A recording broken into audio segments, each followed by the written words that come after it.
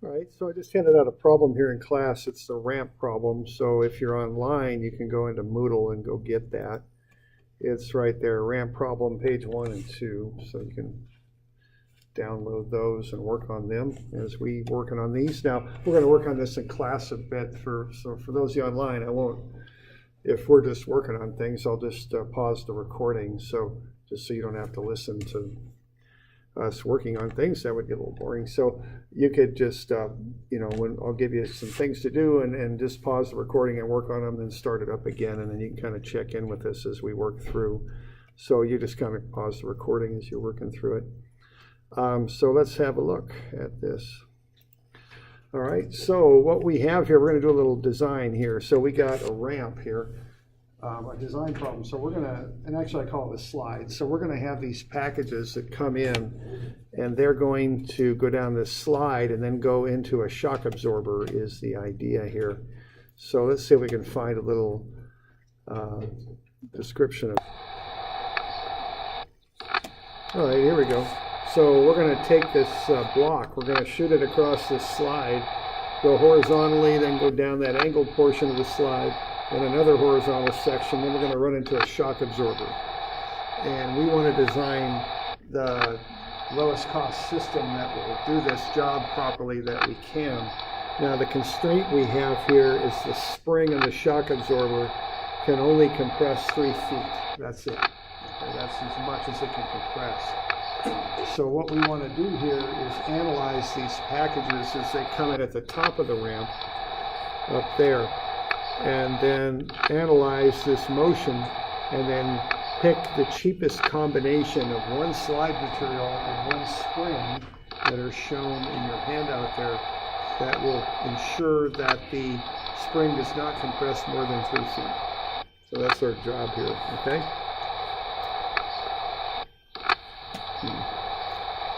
I think we'll shut that down for now. So there we go.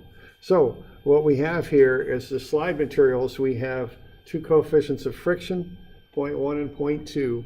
And then for the shock absorber, we have 3 available K values. And then you have the costs for both of those, all those situations.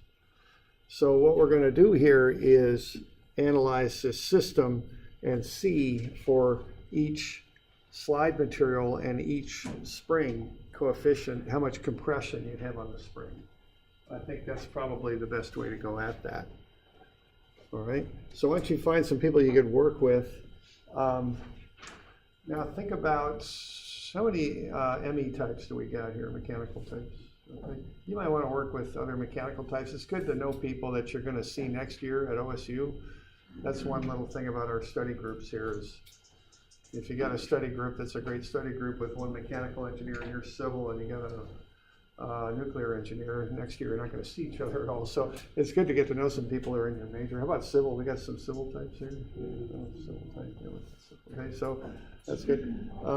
Anybody else? We got some chemical, bio types, and that stuff. Okay. Maybe structural. Structural. Yeah. Okay. Actually, they do have architectural engineering. That's a new one at OSU. They're going to have kind of a combo of structural and CEM. So we're doing that. Okay. So how about finding some people you could work with, and let's kind of get this set up. I think job number 1 here is to see what method you're going to use. How will you analyze this? What's the most efficient way? We've covered 3 methods here so far: F equals ma, work energy, and momentum. So what's going to be the way to approach this thing? Okay. So start with that, and then kind of set up an equation to deal with it. Okay. Okay, so for those of you online, the consensus is we're going to use work energy here. So get your datum down there at the bottom. So a 2-foot section of flat slide, then a ramp slide that drops 6 over a run of 8. Okay, 6 to 8. Then another section of flat slide at 5 feet. So 2 flat, then 6 to 8 down, then flat at 5. And then it'll go into the shock absorber. There is no friction once you get past that 5-foot horizontal slide, okay? So you got a spring here. So, you got changes in elevations. You've got friction, you've got a spring, so this is work energy, okay? So that's how we're going to approach this.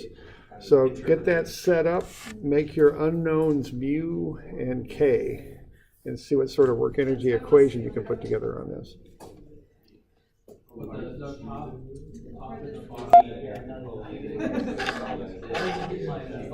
All right, now let me, just a couple things here on work energy. Find the energy here, right? Total, right? Now, this thing's going to travel down this path, obviously. Now, oftentimes I've had students want to get the velocity here and the velocity there and such. That's a waste of time, okay? Because what you want the total energy. What you want to know is here. You're going to have that total energy that you started with, and then what are you going to take away to get that? Minus what? Yeah, the work, right? There'll be work along that ramp, okay? Good. Now, when we get here, all that energy is going into the spring, right? Because what's the velocity going to be there? At maximum spring compression, what's your velocity? Not too much, you add 0, so everything's gone into spring energy. You don't need to calculate intermediate velocities, though. It doesn't get you anything. You just want to look at this entire path as just a series of things that lead to work, and then put all that into the spring. That's the nice thing about work energy. You don't need to calculate intermediate values. It doesn't really benefit you in this particular problem. So just look at that entire run as being work, okay? You don't need to find what's happening at every step along the way. You just need to look at the total amount of work. Yeah, so. Okay. Yes. The force friction is accurate. Yeah, why don't we take a look at a couple things on this? So what do y'all? So I think we want to go work energy on this, right? So we want to go up here at A, and then we're going to look at maximum spring compression at B. And then we got the work, right? So we're going to go potential energy, spring energy, kinetic energy, and the total. What are y'all getting for a total to start with? Y'all got a number for that? For what? The total energy at the beginning? 387.5. You gotta include the kinetic there. 13.34. Yeah, 400 plus, 413 thereabouts. So watch it there, okay? Yeah, 413.44. Okay, something like that. And then what we got, the work is due to the spring, right? Or not the spring, the friction, I'm sorry, friction. Yeah, you get 413 minus this. So 413.44 minus the frictional work. Now, one thing you got to be careful of is friction is what? Mu Fn. Now, that's a pretty straightforward Fn, as is this. I mean, it's just sitting on a flat surface. But here it's not, right? You got to do a bit of trig on that.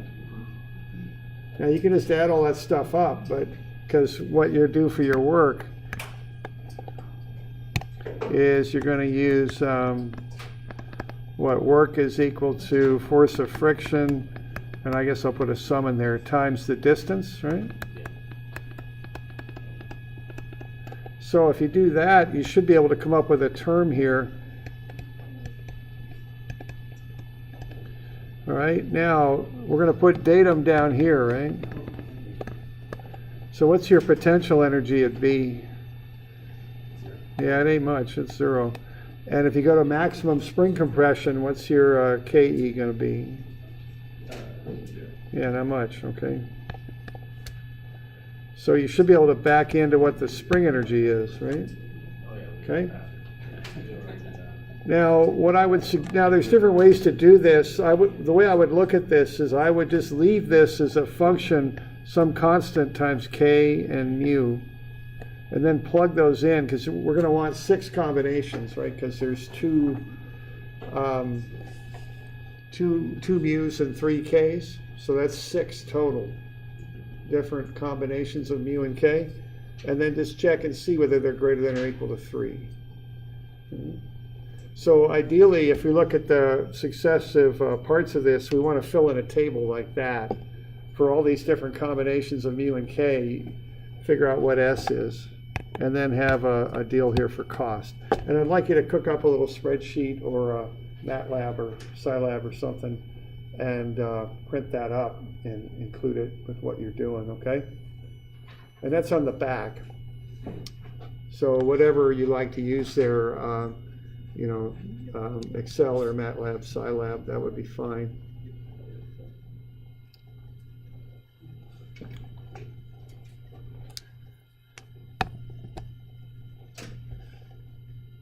All right, and then the last thing I'd like to do on this would be to whatever, you're going to pick some combination. You're going to pick one of these 6 combinations that's going to do the job, which is 3 or less for displacement, and the cheapest one that'll do the job. And for whichever combination you pick, whatever that is, I'd like you to figure out a second thing here. And the second thing I'd like you to figure out would be, if you use that combination, where would you set a drop box height for this thing? Okay, so we're going to use the combination of mu and k that you pick based on the spring, but then after you pick that, we're going to say, okay, let's take the spring out and just have the block go into a box like that. Okay, so if we're going to do that with it, how high would we, or how low would we set the box below that ramp exit point? And this is on the back. So we're going to have it go 5 feet on, 5 feet on the slide there, horizontally, and then it'll just go through space as shown here. So if you're going to do that, where would you set the height of that drop box? How far below the slide, the horizontal slide there? All right. So are we okay with that? So that's what we're looking at. You could turn this thing in on Monday, I think. That would probably be all right. Okay. So that's just a little bit of a run there. We're just trying to kind of go through work energy a little bit, just to get you a little more advanced problem to use some of those ideas for work energy. So you can get this thing on a Monday. Now, everybody turns it in though, okay? Everybody turns in a copy. Yeah. So it's not like a group turn in, everybody turns it in, okay? So we all right with that? We got any questions on it? Are we calling it a day? No, Oh. Well, you made it seem like you're calling it a day. no. Okay. All right.